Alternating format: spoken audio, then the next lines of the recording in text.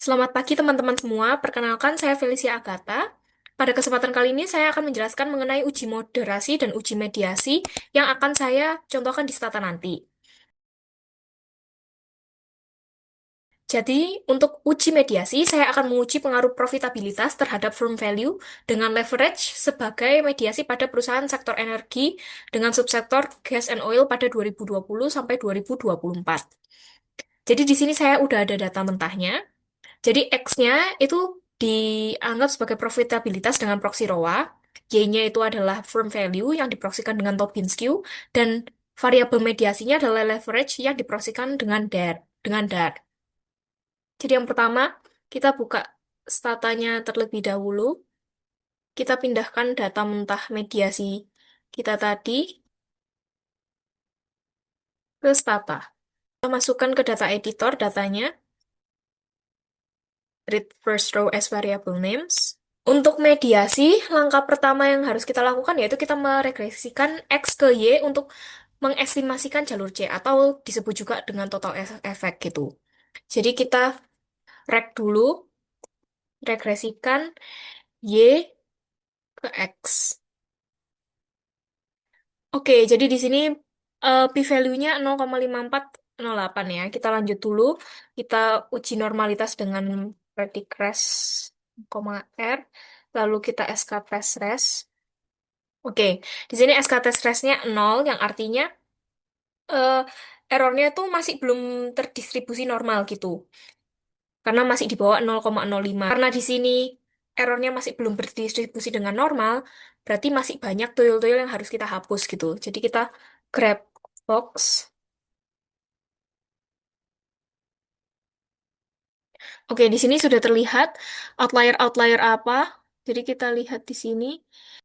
Kita coba hapus sekitar 20 terlebih dahulu ya. Jadi kita short trace dulu biar kita tahu yang mana yang mau dihapus. Jadi sekitar 20 atas berarti kita hapus yang dari bawah.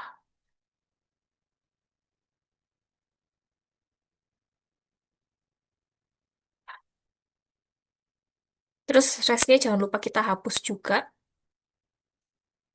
Lalu kita regresikan lagi, regress, SKTS, lalu kita grab box.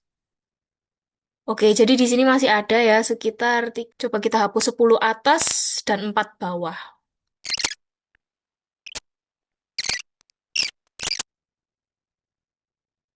Regress, SKTS, dan grab box. Oke, jadi di sini outliernya sudah bersih. Jadi kita lanjutkan ke tes yang selanjutnya. Jadi di sini p-value-nya 0,5270, di mana ini di atas 0,05 yang artinya tidak signifikan. Terus sekarang kita lanjut ke uji heteroskodastisitas. Jadi kita head test. Oke, jadi di sini p-value-nya di atas 0,05, yang artinya tidak ada terjadi masalah heterokodastisitas gitu. Selanjutnya kita lanjutkan ke langkah yang kedua, di mana kita meregresikan X ke M untuk mengestimasikan jalur A gitu. Jadi yang pertama kita uji normalitas dulu, kita rek mediasinya ke X. Mediasi terhadap X. Oke, terus kita predict res lagi, lalu kita SK test res. Lalu p-value-nya yaitu 0,8141 atau di atas 0,05.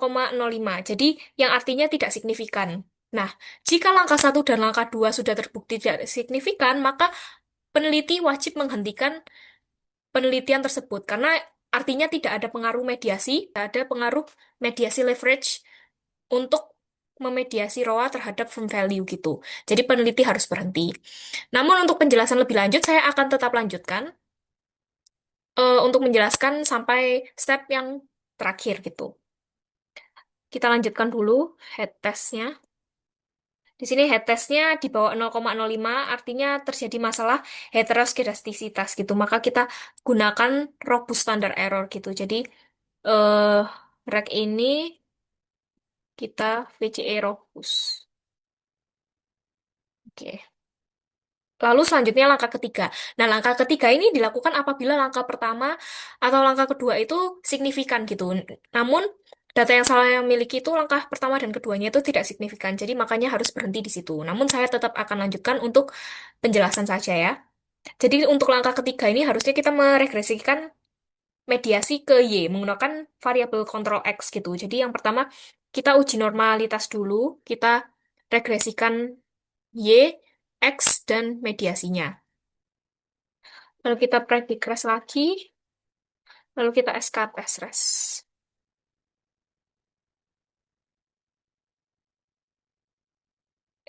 Lalu di sini p-value-nya di bawah 0,05 gitu ya. Jadi dia signifikan harusnya. Tapi gara-gara langkah satu, langkah dua kita tidak signifikan, jadi tidak usah dilanjut gitu harusnya. Lalu sekarang kita lanjut ke uji multikolinearitas. Kita masukkan VIF. Nah, VIF-nya juga bagus, dia di bawah 10, yang artinya nggak ada masalah multiko. Lalu selanjutnya saya akan uji heteroskedastisitas. Kita head test lagi. Nah, lalu di sini kan di bawah 0,05 head testnya. Di sini 0,0008, yang mana dia tuh terjadi masalah heterokedastisitas gitu. Jadi kita robust lagi, kita rek ini, kita PCE robust. Nah, terus langkah yang terakhir, itu jalur C aksen gitu. Harus nol, alias C aksen itu tidak signifikan gitu. Jadi untuk langkah keempat ini kita rek semuanya, regresikan Y terhadap X, dan mediasi gitu. Oke, jadi di sini interpretasinya yaitu setelah memasukkan variabel mediator, pengaruh langsung probabilitas atau variabel X terhadap value atau variabel Y itu tetap tidak signifikan gitu. Karena p-value-nya di sini 0,003 gitu. Nah, terus kalau misalkan kita mau uji, kita bisa uji dengan kalkulator Sobel ya. Jadi di sini ada kalkulator Sobelnya. Kita ambil dari langkah kedua dan langkah ketiga. Untuk ini yang kita pakai yaitu koefisien sama robust standard error-nya gitu. Koefisiennya itu kita masukkan sebagai A, lalu robust standard error-nya ini kita masukkan untuk yang SE A ini. Terus untuk yang B, kita ambil dari langkah ketiga. Di mana langkah ketiga itu meregresikan M ke Y gitu. Kita panggil, kita ambil yang ini yang sudah diropas. Ini B-nya,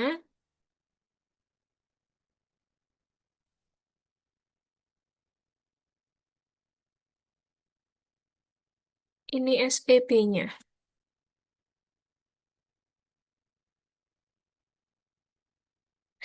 Terus kita calculate.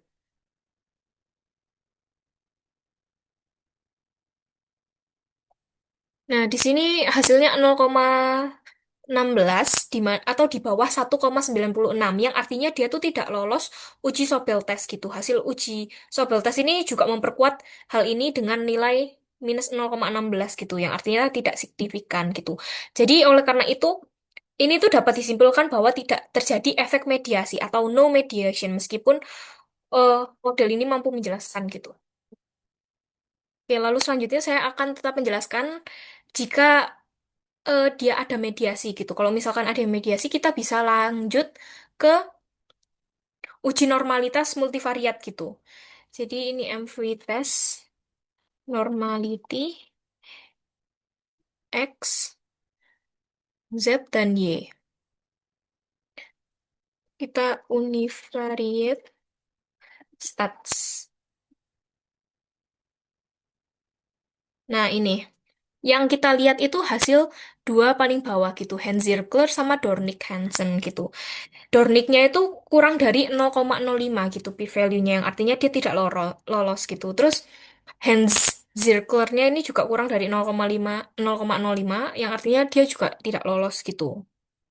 Terus kalau misalkan lolos juga kita bisa lanjut ke diagram SEM gitu. Kita membuat diagram SEM. Jadi kita ke statistik, SEM, model building and estimation gitu. Ini variabelnya X, ini variabelnya Y. Lalu ini variabel mediasinya. Lalu kita kasih panah yang menghubungkan keduanya. Oke, jika sudah, kita estimate. Lalu kita menggunakan maximum likelihood, kita oke kan. Nah, jadi di sini p-value-nya itu kurang dari 0,05, yang artinya dia tuh baik menjelaskan modelnya gitu. Terus kita lanjut ke goodness of it, yaitu kita stat curve, stat all. Nah, jadi di sini likelihood rasionya 0,0000 yang kurang dari 0,05, yang berarti model itu tuh menjelaskan lebih bagus daripada saturated-nya gitu. Terus ada RMC ya ini yang kurang dari 0,05 sehingga dia tuh artinya bagus. Terus 90% dari CI ini tuh juga bagus karena kurang dari 0,05 gitu. Dan P close-nya itu juga kurang dari 0,05 gitu, jadi bagus. Terus untuk AIC sama BIC-nya itu jika semakin besar, artinya ada peluang untuk membenarkan modelnya gitu. Terus yang CFI sama TLI ini, kalau misalkan dia mendekati satu atau satu, itu artinya bagus. Terus kemudian SMRM, SM, SRIMR itu kalau misalkan angkanya semakin rendah itu semakin bagus. Terus lalu CD ini menjelaskan eh, seberapa besar model ini tuh bisa dijelaskan gitu. Yang terakhir kita menjelaskan efek size dari mediasi ini. Kita pakai MedSem, independent X, mediasi Z, sama dependennya yaitu Y. Nah, di sini sudah terlihat ya. Ini cuma buat kesimpulan saja. Jadi step satu sama step 2-nya itu nggak signifikan. Jadi nggak ada mediasi. Jadi nggak usah dilanjut. Jadi untuk langkah ketiga sampai langkah yang terakhir, ini lanjutkan jika langkah pertama dan langkah kedua itu terbukti bahwa dia tuh memediasi gitu. Jadi berdasarkan hasil pengujian keseluruhan itu bisa disimpulkan kalau misalkan leverage itu tidak memediasi pengaruh profitabilitas terhadap firm value gitu. Hal ini dikarenakan syarat utama mediasi itu tidak terpenuhi gitu, yaitu tidak adanya pengaruh total yang signifikan dari profitabilitas terhadap firm value gitu dari langkah pertama maupun langkah kedua. Oke, lalu selanjutnya saya akan lanjut ke uji moderasi gitu.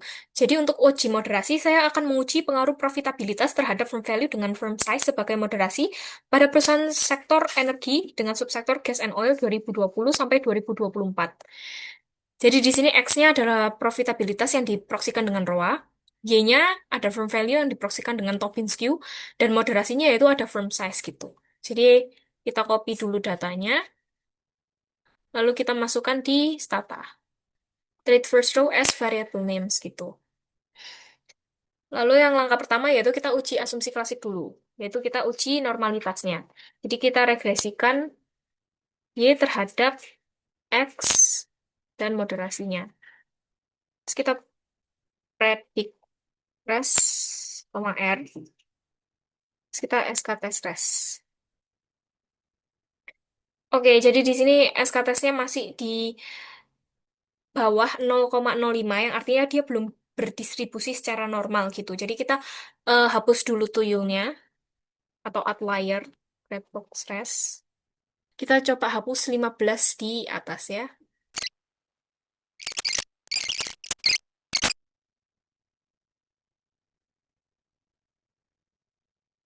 Oke, jadi di sini outlier atau tuyul-tuyulnya itu sudah bersih. Maka kita bisa lanjut ke uji multikolinearitas. Jadi kita masukkan VIF-nya. Nah, VIF-nya di sini 1,02, di mana dia itu nggak ada masalah multiko karena dia di bawah 10 gitu. Terus kita lanjut ke head test-nya. Jadi head test-nya 0,9237, yang artinya dia tuh di atas 0,05. Artinya dia tuh nggak ada masalah heterokidastisitas gitu. Lalu kita lanjut ke langkah kedua, di mana kita harus membuat variabel moderasi. Jadi kita kalikan gen moderasi dengan X sama dengan M kali X. Lalu kita rek Y terhadap X, terus ada moderasi, dan moderasi dikalikan dengan X. Oke, lalu kita masukkan fifth-nya. Oke, jadi di sini fifth-nya itu di atas dari 10 gitu, yang artinya dia tuh ada masalah multiko gitu. Jadi kita coba selesaikan dengan min centering gitu. Jadi kita summarize dulu X-nya, X-nya min only, terus kita gen X sama dengan X kurang R-nya. Terus kita summarize lagi moderasinya, min on. Kalau kita gen M sama M sama R.